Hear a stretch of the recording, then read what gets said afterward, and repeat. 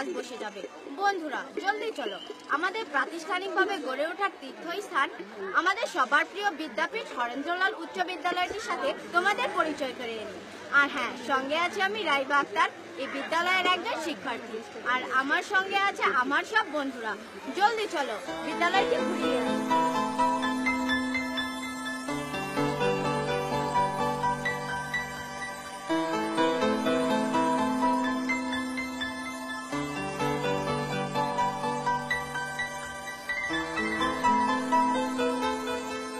বিক্রমপুর পরগনাধীন কালীপাড়া গ্রামের দক্ষিণাংশে শতাধিক বছরের অধিককাল ধরে নদীর গর্ভে বিলীন গ্রাম নূরপুর।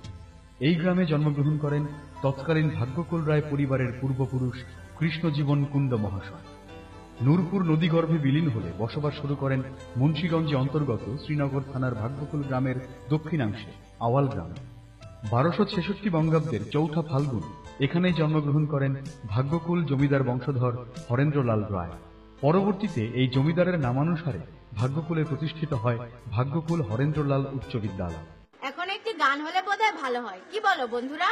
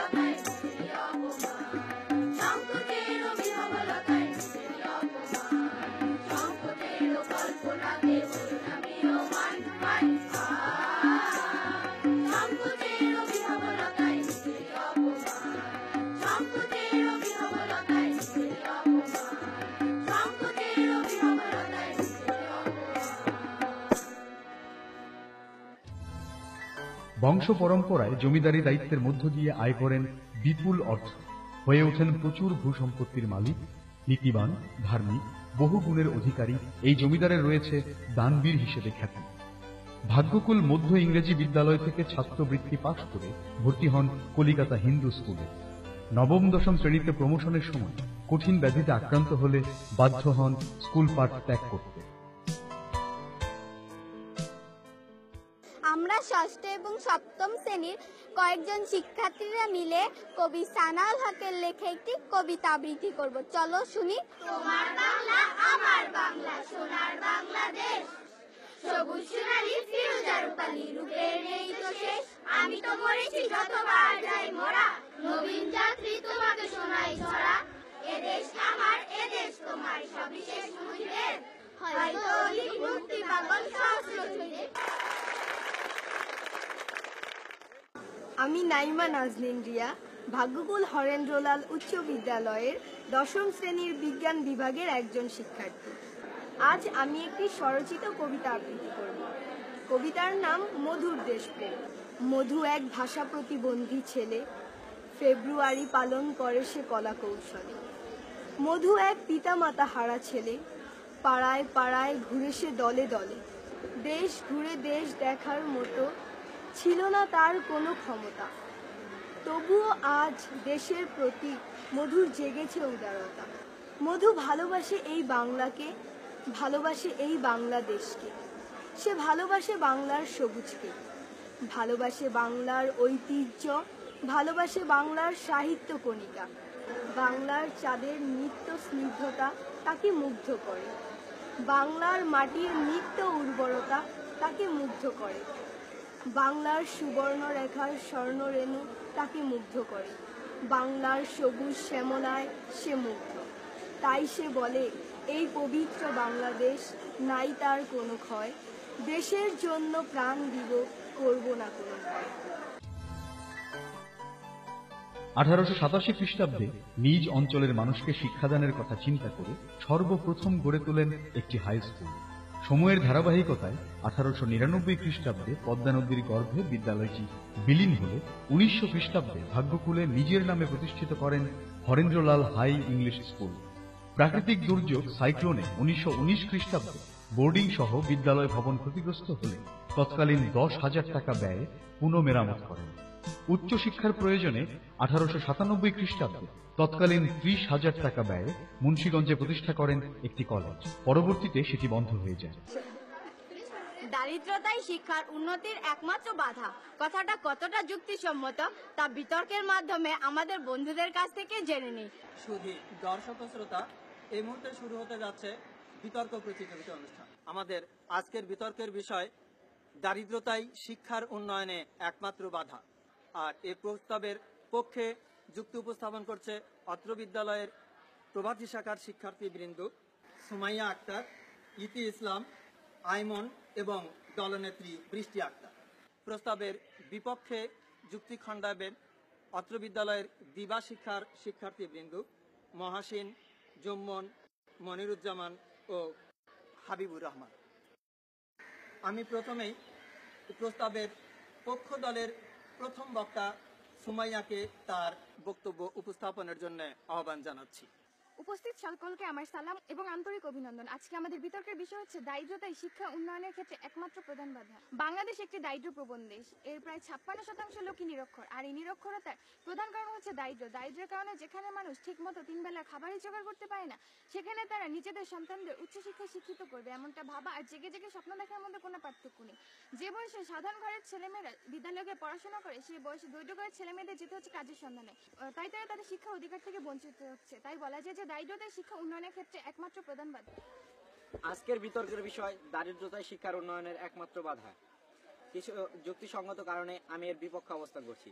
দারিদ্রতা শিক্ষার ক্ষেত্রে একটি বাধা বটে, কিন্তু এটি কখনোই একমাত্র বাধা হতে পারে না।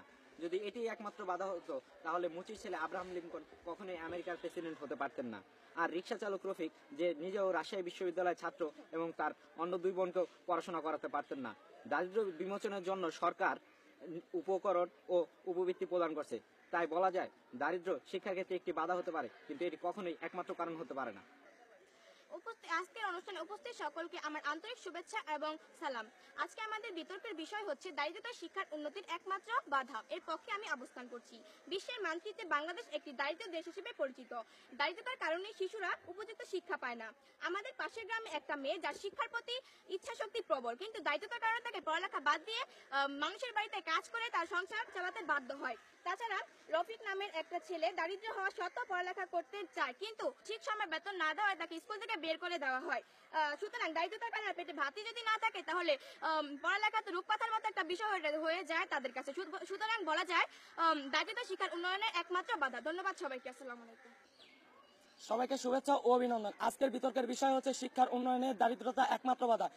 আমি এর কিছু যুক্তিসঙ্গত কারণে আমি এর বিপক্ষে অবস্থান করছি। যদি দারিদ্রতাই শিক্ষার উন্নয়নের একমাত্র বাধা হতো তাহলে কোনোদিনই ভারতের চা বিক্রেতা কোনোদিনই প্রধানমন্ত্রী হয়ে দাঁড়াতে পারতেন না। যে এখন ভারতের প্রধানমন্ত্রী নরেন্দ্র মোদী কোনোভাবেই একজন মুচি কোনোদিনই প্রেসিডেন্ট হতে না। যে জিম্বাবুয়ের প্রেসিডেন্ট ছিলেন মিস্টার লুলা, এবং যার কথা না বললেই নয়, যিনি ছিলেন বিদ্রোহী কবি কাজী নজরুল ইসলাম, তিনি হলেন একজন চার দোকান একটা রুটির দোকানের কর্মচারী। তিনিও কিন্তু একজন বিদ্রোহী কবি হয়েছেন। তাই বলা যায় মনোবল ও দৃঢ় আশা থাকলে যে কোনো দারিদ্রতাকে পিছিয়ে ফেলে একজন উন্নত মানের মানুষ হওয়া যায়, এবং দারিদ্রতা কোনোভাবেই শিক্ষার উন্নয়নকে একমাত্র বাধা করতে পারে না। তাই আমি বলতে চাই শিক্ষার উন্নয়নে দারিদ্রতা একমাত্র বাধা হতে পারে না।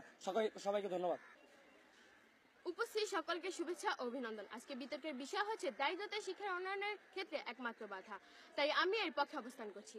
বাংলাদেশ দারিদ্র ভিত্তিক দেশ, আর এই কারণেই বাংলাদেশের শিক্ষার্থীরা দারিদ্রের কারণে তারা শিক্ষা থেকে অনেকটাই পিছিয়ে আছে। তারা তাদের শিক্ষণীয় প্রয়োজনীয় সামগ্রীগুলো টাকার ভাবে প্রয়োগ করতে পারছে না, যার জন্য তারা বিদ্যালয় থেকে অপমানিত হচ্ছে।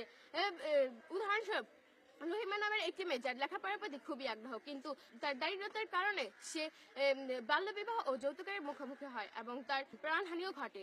আমরা আরো দেখতে পারি, যদিও সরকাররা দারিদ্রতার জন্য উপবৃত্তি প্রদান করছেন, কিন্তু তারপরও তারা উচ্চশিক্ষায় শিক্ষিত হওয়ার জন্য তা যথেষ্ট নয়। তাই বলা যায় যে দারিদ্রতা শিক্ষার উন্নয়নের জন্য একমাত্র বাধা। সকলকে শুভেচ্ছা। আজকের বিতর্কের বিষয় হচ্ছে দারিদ্রতা শিক্ষার উন্নয়নের ক্ষেত্রে একমাত্র বাধা। আমি এর বিপক্ষে অবস্থান করছি। কেননা দারিদ্রতা যদি শিক্ষার উন্নয়নের ক্ষেত্রে একমাত্র বাধা হতো তাহলে শুধু ধনী ঘরের ছেলেমেয়েরা পড়াশোনা করতো, দরিদ্র ঘরের ছেলেমেয়েরা কখনো পড়াশোনা করে একজন সফল মানুষ হতে পারতো তো না।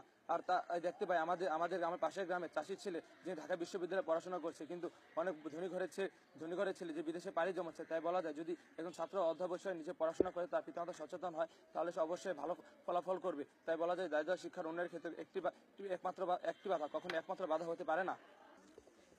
আজকের অনুষ্ঠানে উপস্থিত সকলকে আমার সালাম ও অভিনন্দন। আজকের বিতর্কের বিষয় হলো দারিদ্রতা শিক্ষা উন্নয়নের ক্ষেত্রে একমাত্র বাধা। যুক্তিসঙ্গত কারণে আমি এর পক্ষে অবস্থান নিচ্ছি।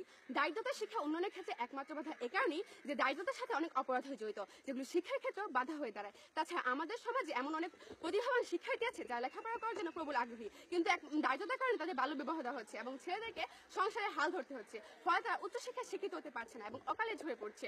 গত বছর ঢাকা বিশ্ববিদ্যালয়ের এক মেধাবী ছাত্র অ্যাক্সিডেন্টে তার পা হারান এবং একমাত্র দারিদ্রতার কারণে তার চিকিৎসা করা সম্ভব হয়নি। ফলে তার লেখাপড়া বন্ধ হয়ে গেছে। তাই আমি মনে করি দারিদ্রতা শিক্ষা উন্নয়নের ক্ষেত্রে একমাত্র বাধা। সকলকে ধন্যবাদ।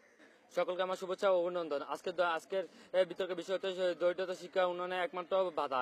আমি বিপক্ষে অবস্থান করছি।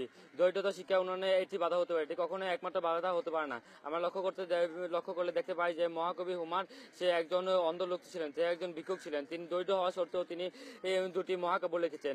ভারতের বিখ্যাত কবি তুলসী দাস একজন দরিদ্র পরিবারের সন্তান হওয়া সত্ত্বেও তিনি কয়েকটি মহাকাব্য রচনা করেছেন। আমরা আরো দেখতে পাই যে আমাদের ঈশ্বরচন্দ্র বিদ্যাসাগর অত্যন্ত গরিব ঘরের সন্তান হওয়া সত্ত্বেও তিনি রাস্তার ধারে ল্যাম্পপোস্টের ধারে পড়াশোনা করে তিনি এত শিক্ষা উন্নত করেছেন। তাই আমরা বলতে পারি যে দরিদ্র হওয়া সত্ত্বেও তারা উচ্চ শিক্ষা অর্জন করেছেন। তাই আমরা বলতে পারি যে দারিদ্রতা শিক্ষা উন্নয়নে একটি মাত্র বাধা হতে পারে, এটি কখনো একমাত্র বাধা হতে পারে না। সকলকে ধন্যবাদ। আজকের বিতর্ক প্রতিযোগিতার বিষয়বস্তু ছিল দারিদ্রতাই শিক্ষার একমাত্র অন্তরায়। এর পক্ষে এবং বিপক্ষে উভয় দলই যুক্তি উপস্থাপন করেছে এবং উভয় দলই খুব সুন্দর যুক্তি দিয়েছে। পক্ষ সুন্দর যুক্তি উপস্থাপন করেছে, পাশাপাশি বিপক্ষ দলও সুন্দর তারা যুক্তি দিয়ে তা খণ্ডন করেছে। আমার বিচারে উভয় দলকে আজকে আমি বিজয়ী ঘোষণা করব।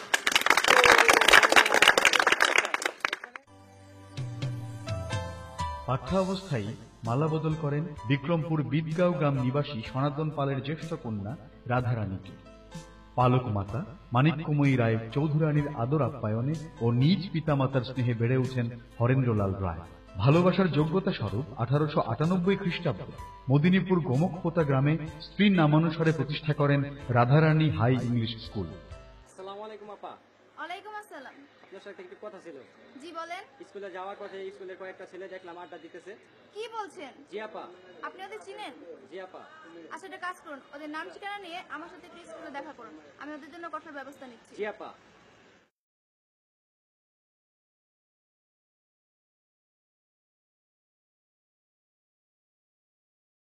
আল্লাহ যা করেন সব মঙ্গলের জন্য করেন, আল্লাহর হুকুম ছাড়া গাছের একটা পাতাও নড়ে না।